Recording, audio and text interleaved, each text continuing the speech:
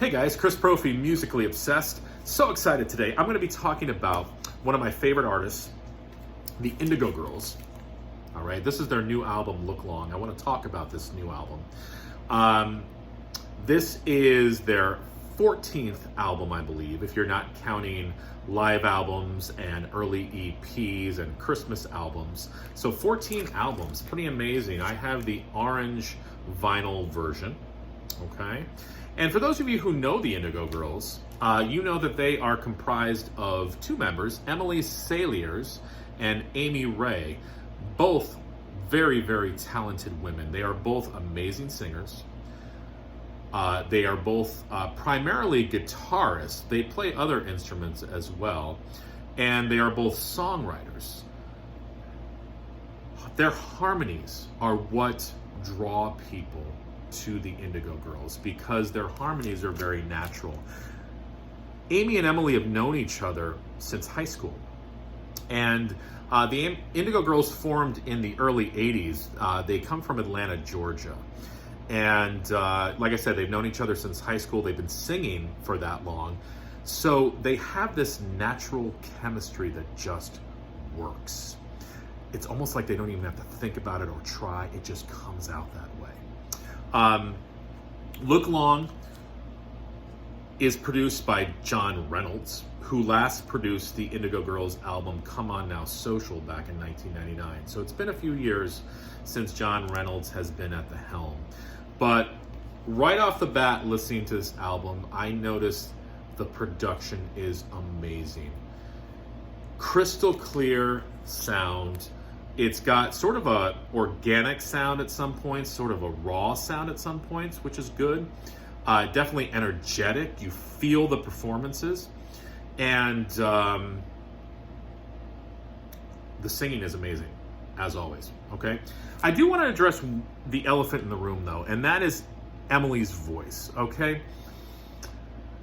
I've seen in comments, and I've heard it myself, that Emily's voice is not as strong as it used to be. Okay, so let me talk about this. It is not as strong as it used to be, but that's not a bad thing. Let's think about some other singers. Joni Mitchell. Her voice has changed through the years. She almost has like a smoky quality to her voice right now. Gordon Lightfoot. His voice has changed through the years. That happens when you get older. Think about singing since the early 80s, night after night, through different types of weather, through colds, through sicknesses, pushing your voice. Some voices can hold up to that, some voices can't. Emily's voice is still beautiful. She can still sell a song. She can still sing a song. She can sing everything from the Indigo Girls canon. It is not as strong as it used to be, but still, you can close your eyes and listen to her voice.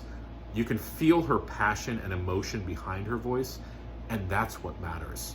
So I wanted to talk about that because some people have been mentioning how her voice isn't as strong. Well, yeah, I mean, she's been singing for a long time, but it's just different now. It's still beautiful, and I wanted to kind of get that out of the way. So let's get into the songs here. For the most part, they trade songs. Like Amy will do one, and then Emily will do one, then Amy, and then Emily, and then they blend for other songs. So you do get a solo vibe sometimes, but then you definitely get the duo vibe as well. The album starts off with a song called Shit Kickin', and this is an Amy song. I believe that this was the first single on the album. What an amazing song to start off with. I know why they picked this as the single. It's got a country groove, real rhythmic lyrics, killer electronic beat. I love the slide guitar in it too. It's just one of those songs that you want to put in your CD player or program on your phone, just drive around listening to it. It's just one of those great songs. Then we move into Look Long. This is an Emily song. A beautiful rolling song. The harmonies really come through in this song. You can still hear these women can harmonize still, even after all these years. I love the message of this song. It's about looking at each other, looking at the full spectrum, looking to the future, and really enjoying what we have, but also thinking about the future and trying to create that world for future generations. I mean, at least that's what I got out of this song. It's the title track on the album. Really, really good song. Strong song by Emily. I want to say, too, the playing on this album is amazing. The instrumentation,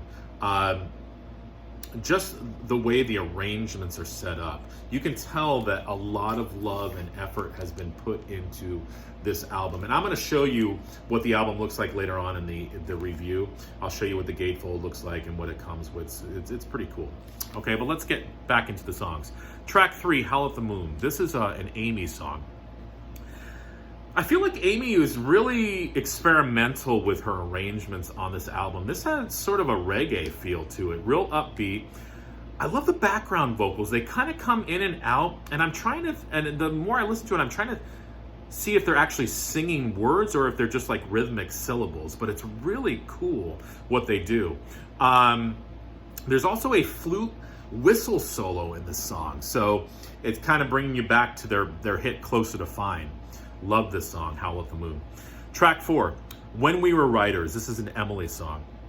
This is typical folk rock.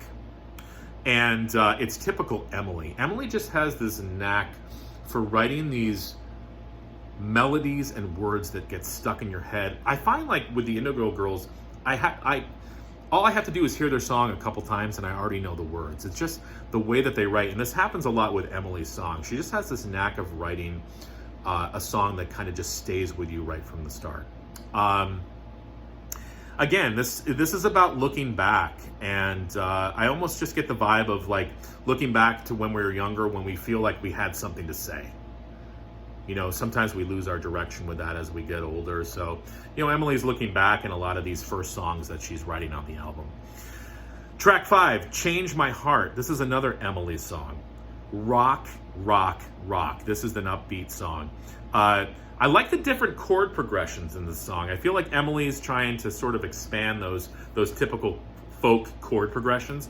So she's playing with some different chord variations, some different flavor in the song, which I like. Track 6, KC Girl, Kansas City Girl. This is an Amy song. I really like the electronic drums, the programmed drums in this song. This has a folk, country, Americana vibe, but what Amy does really well is she takes all those elements and puts a new spin on it. Not just with the arrangement, but just how the lyrics are penned. So, you know, great song. Now, just turning my notes here. Track 7 is probably my favorite song on the album. It's called Country Radio. The first time I heard this song, I had to stop in my tracks. It blew me away. The lyrics to this song, okay? This is an Emily Penn song. This is about a teenager who's gay, and they listen to country radio, specifically country love songs, and they start dreaming about being in a relationship like this. And it's about struggling with your identity and, you know, wanting to belong and be a part of something. But I really think it sort of transcends ages and genders. And I really feel like this is not only about that topic, but it's about wanting to be in love and listening to a song and wanting to be the couple in that song. You know, I think love songs, especially like movies, they romanticize what love is. And a lot of us think, wait a second, I don't think I've ever been in a relationship like that before. I want that. And that's what this song's about. It's a beautiful song. It's probably, I might even go as far to say that this is Emily's best song since Closer to Fine. It's just one of those songs that could become a standard. It's just an amazing song. So if you don't listen to anything but one song, listen to the song Country Radio. Amazing. Amazing message and amazing song. Then we move into track 8. It's called Muster, and this is an Amy song. This is a mid-tempo country rocker. I mean, Amy does this so well. I actually saw her live because she has some solo records as well. I saw her live at a local, place near me, and talk about a talented woman. And her voice is I think it's gotten stronger, actually. Her songwriting is never faltered, and she's just really good at those country rock type songs, and this is one of those. Then we move into track 9, Feel This Way Again. This is an Emily song. This song is really interesting because I feel like the harmonies are sort of falling in and out of each other. I got a summer vibe from this song, and I was reading the lyrics again. It's about telling somebody in their youth to enjoy themselves because things are going to change. You know what? Enjoy yourself. You know, do the things you love, and don't worry, things are going to fall into place. And but when you get older, you might look back and realize that, you know what? I do have some things I wanted to change. So do things now when you're young. And I think it's kind of a cool message. Track 10, Favorite Flavor. This is the strangest song on the album. This is an Amy song. It has a new wave vibe to it. And I was reading the lyrics. And let me pull out the lyrics here since we're talking about that. And then I'll show you what the album looks like at the end here.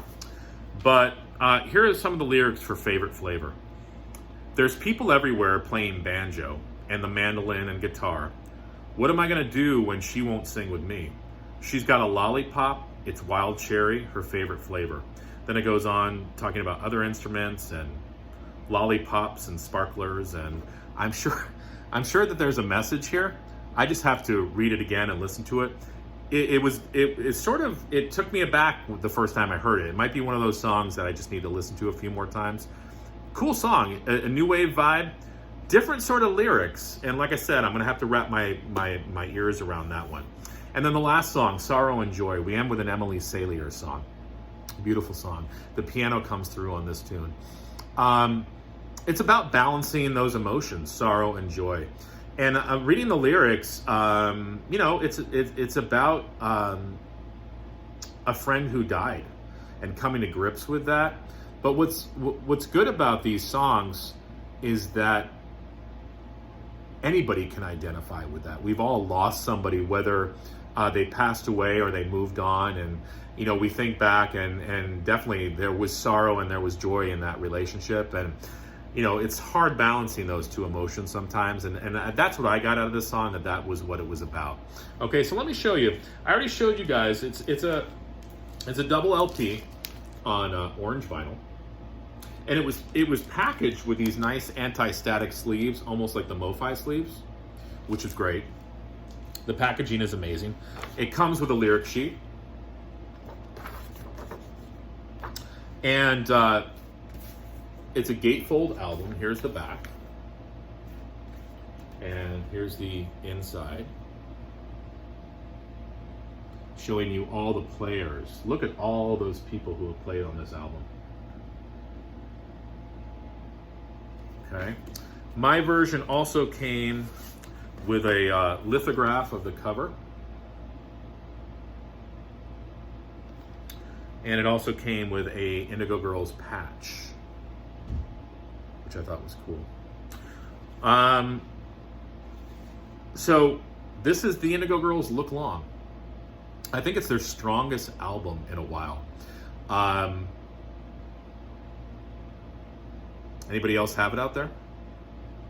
What do you think? Are you an Indigo Girls fan like me? What's your favorite album? What's your favorite song? Have you listened to this album? I'm just interested to hear your thoughts too. All right, so check it out. Like I said, listen to the song Country Radio. Tell me what you think. If those lyrics don't blow you away, there's something wrong with you. All right, guys, enjoy your day. Adios.